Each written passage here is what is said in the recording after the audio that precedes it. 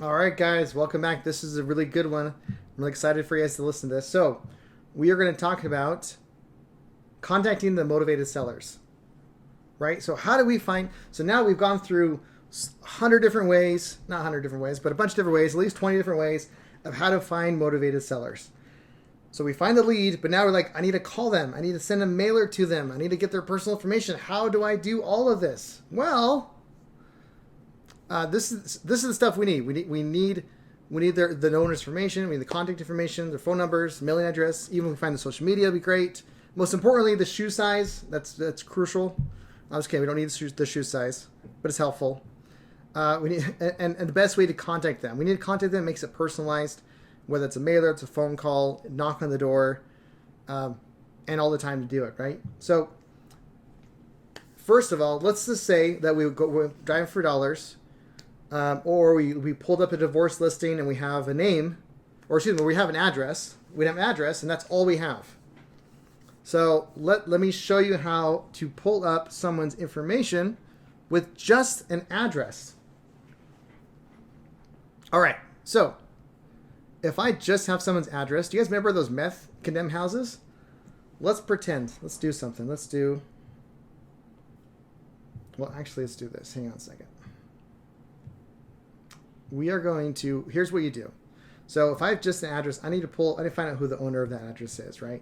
So I'm going to pull up this other, lost the mouse. There's the mouse. Okay.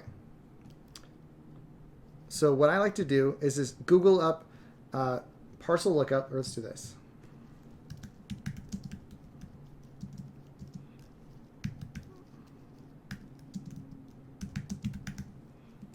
Parcel lookup Salt Lake City.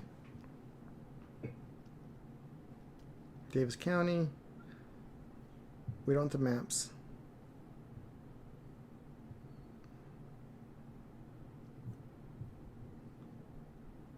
So whatever county you are, just do a quick search. And we want to go for owner's address. Right. So this is the information right here. So for example, I just did a quick Google search of whatever county you're in. Let's do parcel search of that county. And you want to go with a real address search. So this is it right here.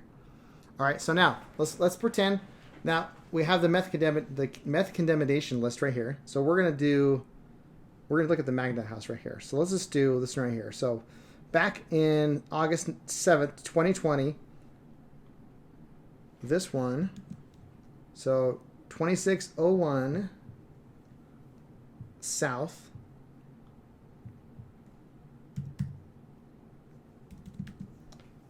2601 South. All right.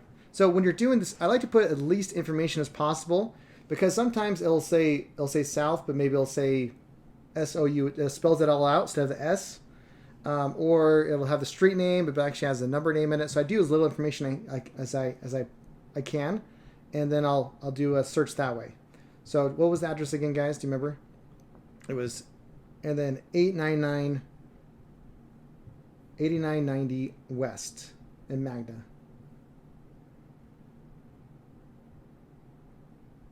89, here we are. So 8990 West. Look at that. Stephen Powell. We know that Stephen Powell owns this property. So we, in a matter of moments, without me having to explain it, in a matter of seconds, I can pull up this guy's information right then and there. Here, so Stephen Powell. So I click on it. All right, so what do I got? What information do I have? So I have his full name right there. Then I have what's the market, the market value for what the government says. It tells me how big the property is. And this is very common for parcels across the way. A lot of times you can find out like if they're delinquent in taxes in here. You can find a lot of information, as you can just tell, guys. Take a look at this. What year was built. A lot of information is just free online for you to grab. Doesn't cost any money. This is a 1 for sure. This is 1 on the scale. Okay? So definite possibility. We can even do like property tax information and give us more tax information. In this particular Salt Lake City, to get the mailing information, I would have to go into the property tax information, which will open a different screen. So now I have, let's see what the mailing address is. Looks like the mailing address is the same address as the address that we have service. So if I'm sending letters, it's going to be that address there. Oh, no, here it is. No, it's the same. A lot of times with this stuff, they have different addresses, but in this particular case, it's the same, which is totally fine. So now, that's how simple it is. I was able to pull up that quickly. Now, my next segment, I was talking about how to find out the numbers. Well, we're just going to do it right now together. We're going to pull up all this information here. So there's a lot of websites which you can go to pull up phone numbers. I'm going to give you a website where you can pull up a phone number for free. You hear me? For free. How much does it normally cost to skip trace a phone number? $1, $1.50 per phone number, right? Here's what I'm going to give you guys a little secret. Okay, go to www.familytreenow.com. Familytreenow.com. That's it.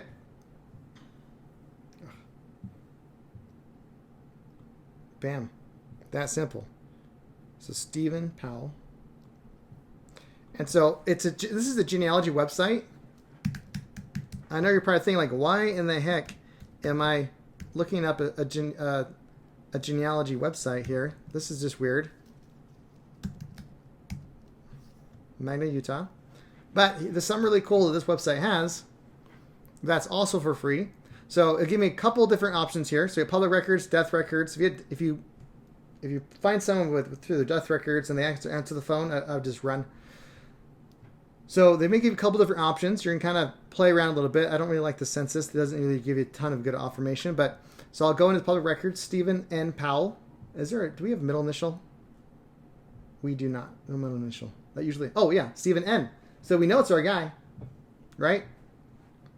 Even the middle initial, everything. 2601. Okay. There it is. Okay. So I'm going to click on to find out more information. All right. I even know how old this guy is now. So Stephen Powell is 65 years old. He owns a meth-contaminated home. And look at that. So even on current, so in this here, it gives us a lot of information. It gives us the possible relatives. So if you find a deceased person, like you know someone passed away, and you need to talk to their relatives, this is a great way to just kind of click on the potential relatives, like Chris Powell, maybe his brother or something. Click on that, and then you can find their phone number that way too. So this is stalker level 2000 right here. So that's the address. So we know this is right, Stephen. Now, if didn't have the address that we're looking for on here, I wonder if it's the same Stephen or not, right? Stephen Powell's not an uncommon name, but it looks like we have the right name. And look at this, right there. I have 1, 2, 3, 4, 5 possible numbers to contact Stephen. That's it. That's pretty powerful, guys. 5 freaking numbers, right then and there. So a lot of these numbers are not going to be valid. You know, that they're just not going to get, let's see, these look almost exact same, one number off, right? A lot of these numbers aren't going to be valid. What I've found in my personal experience is the landlines are not good. But wireless ones, so the cell phones, those are usually good numbers. Also, look at this, email. Maybe you're not a very good social, what's the word to put it? You're an introvert, so you'd rather not actually talk, rather just send them. You can either text them too. You can text them, or you can just send an email. That email's right there too. This website has it all, guys. I am not affiliated with this website at all, just so you know. But I send so much business, well, it's not even business. We're just using their information. It's all for free. So this is how you skip trace for free, ladies and gentlemen. That's how you look up the owner's information. So if you have someone's name and you need to find out their phone number, that's how you find the phone number. If you find an address, well, let's go to the county records, pull up who owns the address. And this is also for the divorces. If you need to find out if they actually own property, this is how you do it too. You put their name in it. So instead of putting the address in the assessor's office, you just put in their name. So, maybe back to the right screen. So if I really wanted to find, let's go back to search. So I can literally just put in owner's name. So I can put in,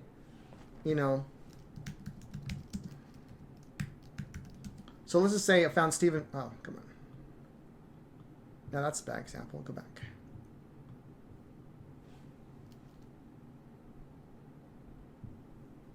But you can put in the owner's information. I'm probably put Pal first, then Steven. But you can put in the owner's information first. Oh, the 3 letters. See, I didn't put in the information correctly. And actually find out if they own real estate. So if you're running off a divorce list, they just pull from the county records like I showed you earlier. You can just put in the information here and find out if they own real estate. And wham bam, now you know. And then you just pull up their phone numbers through Family Tree Now. This is all how you do it for free, guys. It's pretty awesome, huh? See, I didn't let you down. See, even my daughter's happy for you guys. So that's how you pull up their information.